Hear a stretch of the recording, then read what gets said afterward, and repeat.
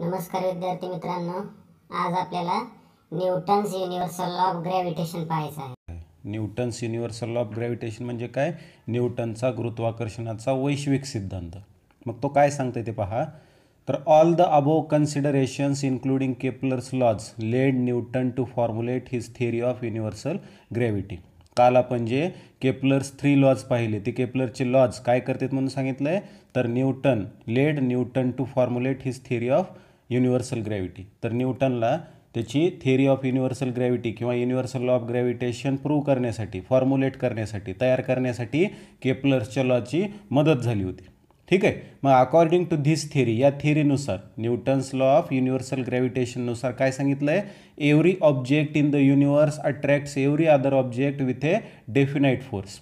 जगातली प्रत्येक वस्तू इतर कुठल्याही प्रत्येक वस्तूला काय करते म्हणून सांगितलंय, attracts with a definite force, attracts every other object with a definite force. काय सांगितलंय तुम्हाला की अकॉर्डिंग टू धिस थिअरी, या सिद्धांतानुसार every object in the universe, विश्वातील प्रत्येक वस्तू, attracts every other object with a definite force, इतर प्रत्येक वस्तूला एका डेफिनाइट फोर्सने म्हणजे एका विशिष्ट बलाने आकर्षित करत असते। And this force is directly proportional to the product of the masses of the two objects. मग हा जो काही फोर्स आहे, ज्या फोर्सने प्रत्येक वस्तू इतर प्रत्येक वस्तूला अट्रॅक्ट करते, तो फोर्स कसा असते म्हणून सांगितलंय, तर डायरेक्टली प्रोपोर्शनल म्हणजे समप्रमाणात असते। कुणाशी? To the product of the masses of the two objects, दोन ऑब्जेक्टच्या मासेसच्या प्रोडक्टशी ती डायरेक्टली प्रोपोर्शनल म्हणजे समप्रमाणात असती। And is inversely proportional to the square of the distance between them, आणि त्या दोन ऑब्जेक्टमधील डिस्टन्सच्या स्क्वेअरशी इनव्हर्सली प्रोपोर्शनल असते तो फोर्स। ठीक आहे। According to this theory every object in the universe attracts every other object with a definite force.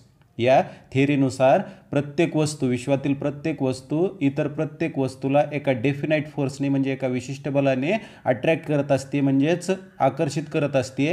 And this force is directly proportional to the product of the masses of the two objects. आणि हा जो force असतंय, हे जे बल असते ते कसं असतंय, तर डायरेक्टली प्रोपोर्शनल असतंय, समप्रमाणात असतंय। कुणाशी? To the product of the masses of the two objects, दोन जे ऑब्जेक्ट्स आहेत जे एकमेकांना आकर्षित करत आहेत, त्या ऑब्जेक्टच्या मासेसच्या प्रोडक्टशी म्हणजे त्यांच्या वस्तुमानांच्या गुणाकाराशी ते डायरेक्टली प्रोपोर्शनल म्हणजे समप्रमाणात असते। अँड इज इनव्हर्सली प्रोपोर्शनल, ते व्यस्त प्रमाणात असते। कुणाशी? To the square of the distance between them, म्हणजे त्या दोन वस्तूंच्या अंतराच्या वर्गाशी व्यस्तानुपाती असतं, इनव्हर्सली प्रोपोर्शनल म्हणजे। ठीक आहे। याचा अर्थ काय की दोनपैकी कुठल्याही ऑब्जेक्टचं मास जर वाढलं तर फोर्स देखील वाढतंय, आणि त्याच्या उलट ऑब्जेक्टचं मास कमी झालं तर फोर्स देखील कमी होतं। त्याला म्हणायचं डायरेक्टली प्रोपोर्शनल। आणि इनव्हर्सली प्रोपोर्शनलचा अर्थ मग काय की जर त्या दोन ऑब्जेक्टमधलं डिस्टन्स वाढलं तर फोर्स कमी होतंय, आणि दोन ऑब्जेक्टमधलं डिस्टन्स जर कमी झालं तर फोर्स वाढतंय, असा या नियमाचा अर्थ आहे। ठीक आहे। हा झाला Newton's universal law of gravitation. मग तुम्हाला तो एक्सप्लेन केला, मॅथमॅटिकल इक्वेशन सांगितले तुम्हाला त्याचं कसं तयार होईल। तर figure 1.5 shows two objects with masses m1 and m2। तुम्हाला या फिगरमध्ये, डायग्राममध्ये काय दाखवले, तर दोन ऑब्जेक्ट्स दाखवलेत। एकाचं मास आहे m1 आणि दुसऱ्या ऑब्जेक्टचं मास आहे m2, kept at A distance d from each other. आणि दोन ऑब्जेक्ट्स काय केलेले आहेत, एकमेकांपासून स्मॉल d एवढ्या अंतरावर ठेवण्यात आलेत। आणि mathematically the gravitational force of attraction between these bodies can be written as. मग मॅथमॅटिकली गणिती रूपामध्ये या दोन ऑब्जेक्टमध्ये जो काही फोर्स असेल, फोर्स ऑफ अट्रॅक्शन असेल, ते कसं आपण रिप्रेझेंट करू शकतो, कसं दर्शवू शकतो, तर F इज डायरेक्टली प्रोपोर्शनल। हे चिन्ह कशाचं आहे, तर directly proportional m1 into m2 upon d square. F is directly proportional to m1 into m2 and inversely proportional to d square, असं याचं आपण वाचन करू शकतो। ठीक आहे। F is directly proportional to the product of masses of the two objects. m1 m2 म्हणजे काय, तर product of the masses of the two objects आहे, अपॉन d स्क्वेअर म्हणजे काय, तर d स्क्वेअरशी ते इनव्हर्सली प्रोपोर्शनल आहे। आणि d स्क्वेअर म्हणजे काय, तर दोन ऑब्जेक्टमधल्या डिस्टन्सचा स्क्वेअर आहे। ठीक आहे। मग हे झालं इक्वेशन त्याचं. ऑर यालाच आपण कसं लिहू शकतो, काल पण आपण पाहिलं होतं की हे डायरेक्टली प्रोपोर्शनलचं जर साईन काढायचं असेल आपल्याला तर त्या ठिकाणी काय करावं लागतंय, डायरेक्टली प्रोपोर्शनलचं साईन काढून त्या ठिकाणी इक्वलचं साईन लिहावं लागतं आणि इक्वल लिहिल्यामुळं त्याच्या पुढे एक कॉन्स्टंट घ्यावं लागतं. मग इथं काय घेतलेलं आहे, M1 M2 upon D square जशाला तसं आहे बघा इथं, पण बदल काय झालेला आहे तर ह्या डायरेक्टली प्रोपोर्शनलचं साईन काढून तिथं आपण इक्वलचं साईन लिहिलं आहे आणि एक कॉन्स्टंट लिहिलं आहे कॅपिटल जी.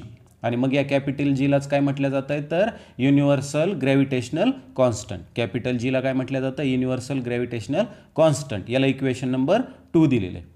ठीक आहे, लक्षात आलं तुम्हाला की हा Newton's law of universal gravitation काय सांगतंय की दोन ऑब्जेक्ट जर एकाचं मास M1 असेल दुसऱ्याचं मास जर M2 असेल आणि दोन ऑब्जेक्ट एकमेकांपासून स्मॉल d एवढ्या अंतरावर जर ठेवले असतील तर त्यांच्यामधला फोर्स कॅपिटल F कसा असतंय, directly proportional to M1 into M2. M1 into M2 म्हणजे काय, दोन ऑब्जेक्टच्या मासेसच्या प्रोडक्टशी डायरेक्टली प्रोपोर्शनल असतंय आणि upon D square. Upon D square म्हणजेच काय, इनव्हर्सली प्रोपोर्शनल असते. त्याच्या डिस्टन्स, त्या दोन ऑब्जेक्टच्या डिस्टन्सच्या स्क्वेअरशी ते इनव्हर्सली प्रोपोर्शनल असते. म्हणजे दोघांपैकी एकाचं जर मास वाढलं तर फोर्स देखील वाढतंय आणि डिस्टन्स जर वाढलं तर फोर्स कमी होतंय. असा डायरेक्टली प्रोपोर्शनलचा आणि इनव्हर्सली प्रोपोर्शनलचा अर्थ असतंय. ठीक आहे, तर हे झालं इक्वेशन नंबर 2.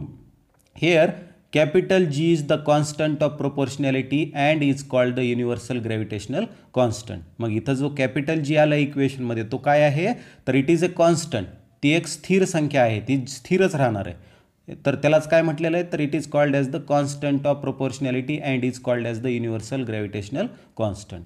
काय सांगितलेलं आहे तुम्हाला की here capital G is the constant of proportionality. Capital जीला काय म्हटलं आहे, कॉन्स्टंट ऑफ प्रोपोर्शनॅलिटी म्हणलं आहे and is called the universal gravitational constant. या इक्वेशन 2 मधील कॅपिटल जीला काय म्हटलेलं आहे, युनिव्हर्सल ग्रॅव्हिटेशनल कॉन्स्टंट. ठीक आहे, त्यानंतर काय सांगितलं मग तुम्हाला, the above law means that if the mass of one object is doubled, जर वरीलपैकी कुठल्याही एका ऑब्जेक्टचं मास जर डबल केलं, दुप्पट जर केलं तर फोर्सवर काय परिणाम होतोय त्याचा, the force between the two objects also doubles. तर त्या दोन ऑब्जेक्टमध्ये जो काही फोर्स असणार आहे त्या फोर्सची व्हॅल्यू सुद्धा कशी होणार आहे, डबल म्हणजेच दुप्पट होणार आहे.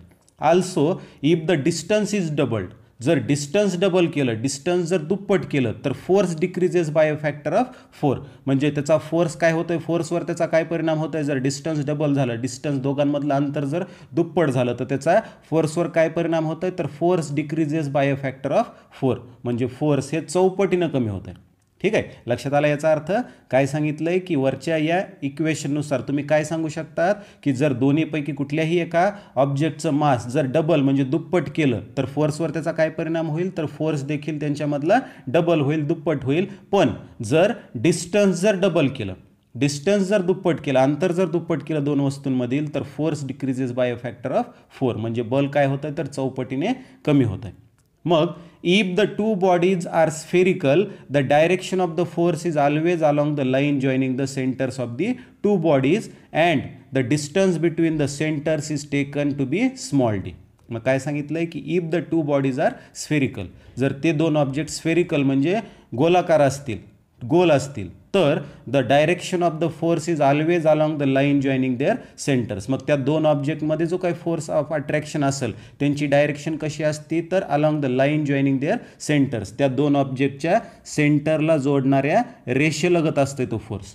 ठीक आहे, आणि काय सांगितलंय पुढे, काय सांगितलंय and joining the centers of the two bodies and the distance between the centers is taken to be d. आणि त्यांच्या दोघांच्या सेंटरमधल्या अंतरालाच काय गृहीत धरले जाते तर स्मॉल डी असं कन्सिडर केलं जातं. ठीक आहे, मग in case when the bodies are not spherical, जर स्फेरिकल असतील तर काय सांगितलं तुम्हाला की त्यांच्यावर लागणारा जो फोर्स ऑफ अट्रॅक्शन असतंय तो त्या दोन ऑब्जेक्टच्या सेंटरला जोडणाऱ्या लाईनशी अलॉंग असते, म्हणजे त्याच्याशी लगत असते. ठीक आहे, पण आणि डिस्टन्स कशाला गृहीत धरलंय तर त्या दोन ऑब्जेक्टच्या सेंटरमधलं जे डिस्टन्स आहे त्याला स्मॉल डी असं कन्सिडर केलेलं आहे. पण जर हे दोन ऑब्जेक्ट स्फेरिकल नसतील म्हणजेच त्यांचा आकार स्फेरिकल सोडून कशाही प्रकारचा आकार असेल तर त्यावेळेला काय सांगितलंय की in case when the bodies are not spherical or have irregular shape किंवा त्यांना अनियमित आकार असेल तर then the direction of the force is along the line joining their centres of mass. जर असं ज्या वेळेला असेल की दोन ऑब्जेक्ट जर स्फेरिकल नसतील किंवा त्यांना इरेग्युलर शेप असेल म्हणजे अनियमित आकार असेल तर त्यांच्यावर लागणाऱ्या फोर्सची, फोर्स ऑफ अट्रॅक्शनची डायरेक्शन कशी असते, तर it is along the line joining their centres of mass. त्या दोन ऑब्जेक्टच्या सेंटर्स ऑफ मासला जोडणाऱ्या लाईन्सची लगत असते तो फोर्स. ठीक आहे, त्या दिशेनं असतं. And small d is taken to be the distance between the two centres of mass. आणि मग त्या दोन ऑब्जेक्टच्या सेंटर्स ऑफ मासला, दोन ऑब्जेक्टच्या सेंटर ऑफ मासला जोडणारी जी रेषा असेल, ती रेषा, ती जे काही अंतर असेल, दोन ऑब्जेक्टच्या सेंटर ऑफ मासमधलं जे काही डिस्टन्स असेल त्यालाच काय गृहीत धरलं जातं, स्मॉल डी असं गृहीत धरलं जातं. ठीक आहे. मग इक्वेशन 2 वरून तुम्हाला काय लक्षात येईल पहा. तर from equation 2 it can be seen that the value of capital G is the gravitational force acting between two unit masses kept at a unit distance away from each other. काय सांगितलं तुम्हाला की इक्वेशन 2 वरून तुम्हाला काय लक्षात येईल की व्हॅल्यू ऑफ कॅपिटल जी ही कशा इतकी असते, तर is the gravitational force acting between two unit masses. दोन युनिट मासेस असलेल्या ऑब्जेक्टमधला जो काही ग्रॅव्हिटेशनल फोर्स असेल त्याच्याशी इक्वल असेल कॅपिटल जीची व्हॅल्यू. मग युनिट मासेस म्हणजे काय, युनिट मासेस म्हणजे त्या ऑब्जेक्टचं मास मग 1 ग्रॅम असेल किंवा 1 किलोग्रॅम असेल किंवा 1 टन असेल, काही असेल. ठीक आहे, युनिट म्हणजे काय 1. तर दोन युनिट मासेस असलेल्या ऑब्जेक्ट आणि जे की कसे ठेवलेत, तर kept at a unit distance away from each other, जे एकमेकांपासून युनिट डिस्टन्सवर ठेवलेत. म्हणजे मग ते 1 मीटर अंतरावर ठेवलेले असतील किंवा 1 सेंटीमीटर अंतरावर ठेवलेले असतील. तर युनिट या शब्दाचा अर्थ काय झाला, 1. मग इथं जनरली काय गृहीत धरलं आहे, तर युनिट डिस्टन्स म्हणजे काय गृहीत धरलं आहे, तर 1 मीटर आणि युनिट मास काय गृहीत धरलं आहे, तर 1 किलोग्रॅम. ठीक आहे. मग काय सांगितलं आहे की इक्वेशन 2 वरून आपल्याला एक गोष्ट लक्षात येते की कॅपिटल जीची व्हॅल्यू कुणा इतकी असते, जर दोन युनिट मास असलेले ऑब्जेक्ट म्हणजे दोघांचंही मास 1 किलोग्रॅम असेल, तर असे 1 किलोग्रॅम मास असलेले दोन ऑब्जेक्ट जर एकमेकांपासून युनिट डिस्टन्सवर ठेवलेले असतील, एकमेकांपासून युनिट डिस्टन्सवर म्हणजेच 1 मीटर एवढ्या अंतरावर जर ठेवलेले असतील, तर त्या दोन ऑब्जेक्टमध्ये जो काही अट्रॅक्टिव्ह फोर्स असेल म्हणजे फोर्स ऑफ अट्रॅक्शन किंवा त्यालाच आपण ग्रॅव्हिटेशनल फोर्स म्हणू शकतो, त्याची जेवढी व्हॅल्यू असणार आहे ती व्हॅल्यू कुणा इतकी असणार आहे, तर कॅपिटल जी इतकी असेल असं सांगितलेलं इक्वेशन 2 मध्ये. ठीक आहे. मग thus in SI units the value of capital G is equal to the gravitational force between two masses 1 kilogram kept 1 metre apart. म्हणूनच काय सांगितलं आहे की इन SI युनिट्स म्हणजेच काय, international system of units. SI units म्हणजेच काय, international system of units म्हणजे असे युनिट जे जगभरात कुठेही गेलात तर ते सारखेच असतात. ठीक आहे. तर the value of G is equal to, त्या SI युनिट्समध्ये जीची व्हॅल्यू कुणाशी इक्वल असती, तर it is equal to gravitational force between two masses of 1 kilogram. दोन ऑब्जेक्ट ज्यांचे की मासेस कसे असतील 1 किलोग्रॅम असतील अँड केप्ट 1 मीटर अपार्ट. ते दोन्ही ऑब्जेक्ट एकमेकांपासून किती अंतरावर ठेवलेत, तर 1 मीटर, 1 मीटर एवढ्या अंतरावर जर ठेवलेले असतील तर त्यांच्यावर जो काही ग्रॅव्हिटेशनल फोर्स असेल त्याच्या इतकीच व्हॅल्यू कुणाची असणार आहे, कॅपिटल जीची म्हणजे युनिव्हर्सल ग्रॅव्हिटेशनल कॉन्स्टंटची व्हॅल्यू असणार आहे. ठीक आहे. मग त्याच्या पुढे काय सांगितलंय तुम्हाला, show that in SI units the unit of capital G is newton metre square per kilogram square. यालाच वाचन कसं करतो आपण, newton metre square per kilogram square किंवा न्यूटन मीटर स्क्वेअर kg⁻². ठीक आहे. मग तुम्हाला काय सिद्ध करायचं आहे की SI युनिटमध्ये जीचं, SI युनिट म्हणजेच इंटरनॅशनल सिस्टीम ऑफ युनिट्समध्ये कॅपिटल जीचं युनिट काय असणार आहे, तर newton metre square per kg² इतका आहे, तर असं तुम्हाला सिद्ध करायचं आहे. आणि मग the value of capital G was first experimentally measured by Henry Cavendish. सगळ्यात सुरुवातीला एक्सपेरिमेंटली म्हणजे प्रयोगाद्वारे कॅपिटल जीची व्हॅल्यू कुणी डिटरमाइन केली होती, कुणी ठरवली होती किंवा कुणी मोजली होती, तर हेनरी कॅव्हेंडिश नावाच्या शास्त्रज्ञाने. मग परीक्षेत तुम्हाला एका मार्कासाठी प्रश्न पडू शकतो की what is the SI unit of capital G किंवा universal gravitational constant and who measured it for the first time. सगळ्यात सुरुवातीला कुणी त्याची व्हॅल्यू मेजर केली होती. तर मग तुम्हाला काय उत्तर सांगायचं आहे मग, तर SI unit of capital G is newton metre square per kilogram square. Capital जीचं युनिट काय SI युनिट, तर newton metre square per kg². आणि कुणी ते सर्वात सुरुवातीला मेजर केलं होतं, तर हेनरी कॅव्हेंडिश नावाच्या शास्त्रज्ञाने, हेनरी कॅव्हेंडिश. आणि मग पुढे काय सांगितलं आहे, in SI units its value is 6.673 into 10⁻⁻11 newton metre square per kg².